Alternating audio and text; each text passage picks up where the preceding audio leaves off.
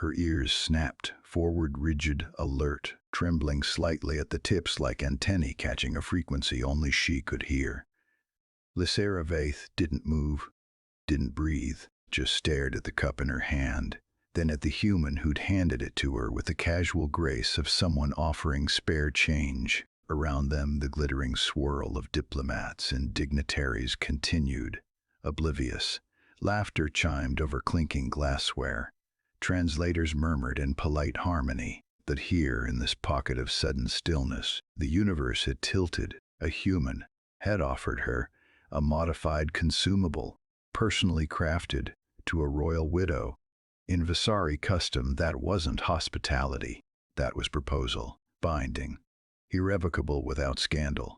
And Cale Renner, bless his grease-smudged collar and earnest, confused eyes, had no idea. He blinked. Too sweet? I can tweak it. The ozone's mostly for texture. She opened her mouth, closed it. Her ears twitched again, not irritation, not anger. Shock. Pure, unfiltered astonishment. How did one explain to a species that measured love in shared meals and inside jokes that they had just rewritten her legal status with a beverage? But only 3 hours earlier, there was no crisis.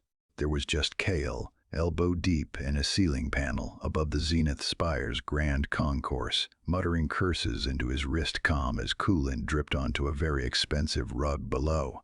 "No, I don't care if Ambassador Glorbax is allergic to steam," he'd grumbled. "Tell them it's ambiance. Very moist ambiance."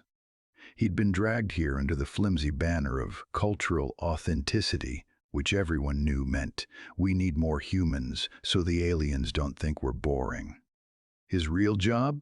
Fix the leak before it shorted out the dessert synthesizers. Priorities. He dropped down from the access ladder, wiping his hands on his already stained trousers, and nearly collided with her. Lysera Vaith stood like a sculpture carved from moonlight and diplomacy, tall, poised, draped in layered silks that shimmered like liquid mercury.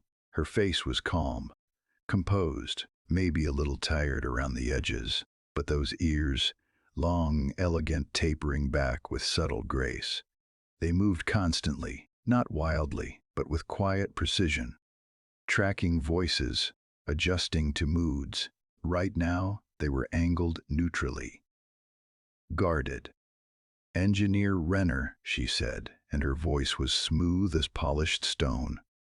"Your repairs are audible." He grinned, sheepish. "Yeah, sorry about that. The ceiling's got commitment issues. Keep stripping on people's hors d'oeuvres."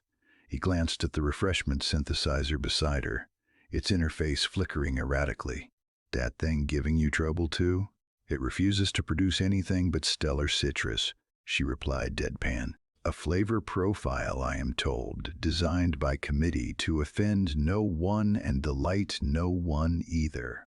Cale snorted. "Ah, the diplomatic beverage. Tastes like regret and bureaucracy." He nudged the machine, popped open its side panel with a screwdriver he pulled from his belt loop. "Give me 2 minutes. I'll make it taste like Earth." She raised an eyebrow. "Earth has many flavors."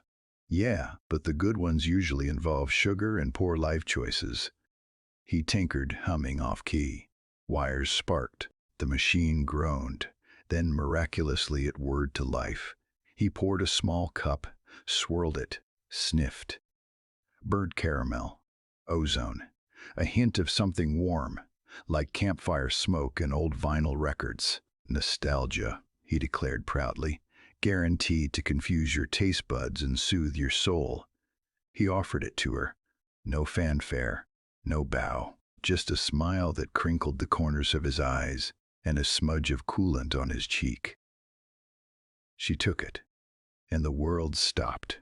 Now, standing frozen in the aftermath, Lysera watched him, the way his brow furrowed in genuine concern, the way his fingers tapped nervously against his thigh. He hadn't done this to trap her. He hadn't done it for status.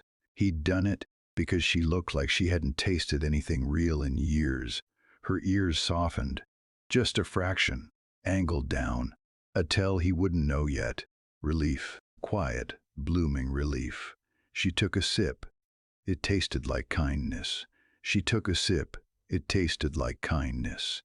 Not the sharp tang of political maneuvering, not the sterile neutrality of ceremonial offerings. This burnt sugar and ozone, warmth threaded through artificial chill, was something else entirely. Something handmade. Something meant. Kale watched her, eyes wide, hopeful in that clumsy human way that made her chest feel oddly full. "Too weird?" he asked, already reaching to take the cup back. "I can recalibrate, add less existential dread." Lysara didn't let go of the cup. Instead, she lowered it slowly, cradling it between both hands like something fragile. Precious. Her ears, still angled down, trembled faintly, not from distress, but from the sheer disarming novelty of being seen. Not as ambassador, not as widow. Just Lysara, the woman who missed the taste of real things. "You modified this," she said softly, more statement than question. "Yeah." He shrugged, rubbing the back of his neck. The synthesizer's flavor matrix was stuck on diplomatic bland. "Figured you deserved better." "Why?" He paused. Silence. Then, with a quiet honesty that bypassed all protocol, "You looked like you hadn't tasted anything real in years." Her breath caught, not because it was poetic, not because it was grand, but because it was true. And he'd noticed, not her title, not her poise, the weariness behind her eyes, the way her fingers had hovered over untouched plates all evening. He'd seen it and responded not with pity, but with caramel and sparks. Around them, the gala hummed on. A string quartet of floating orbs played something serene. Someone laughed too loudly near the dessert table.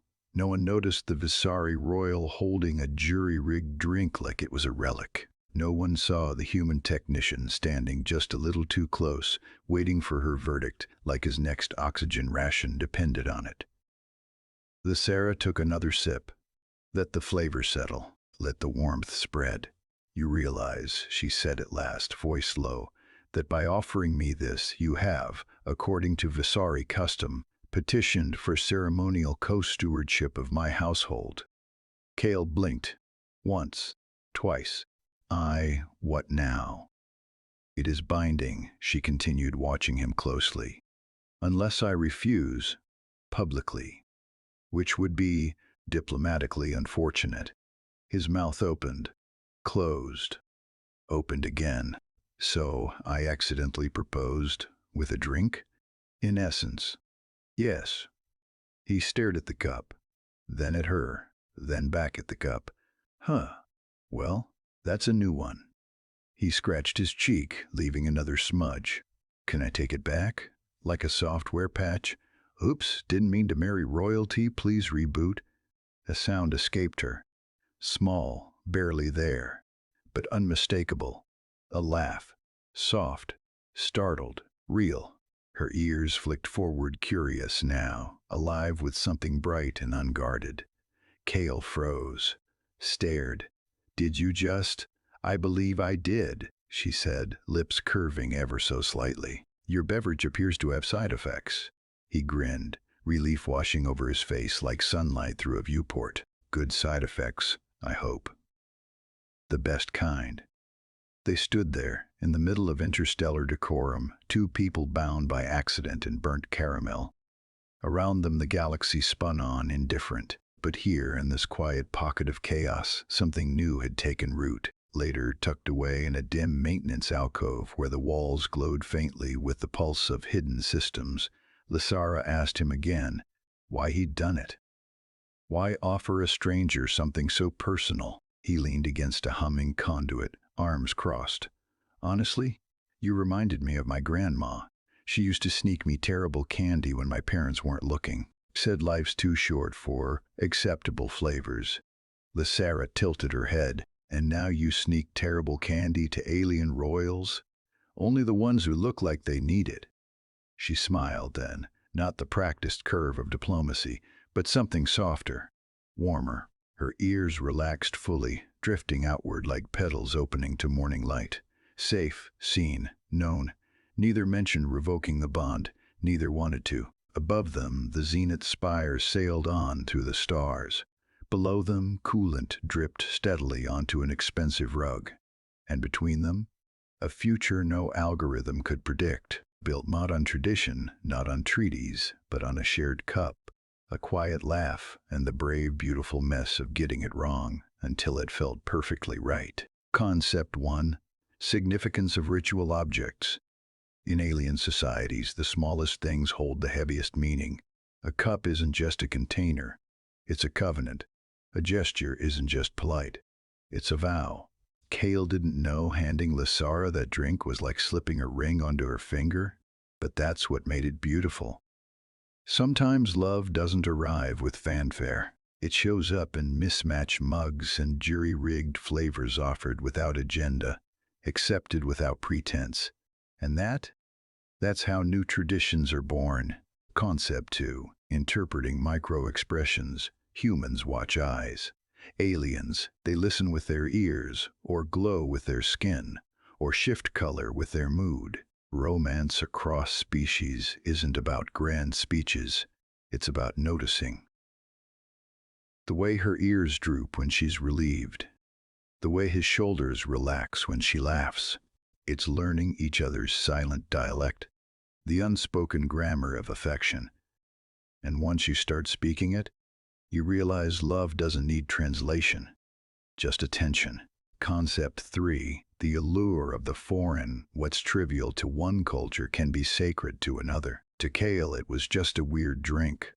To Lysara, it was rebellion, comfort, hope. Humans, with their chaotic charm and accidental poetry, have this magical ability to disrupt rigid systems, not by force, but by offering burnt caramel at exactly the right moment. Sometimes the most powerful thing you can give someone isn't perfection. It's something real, something only you could have made, something that says, I see you, even if I don't yet understand all your rules.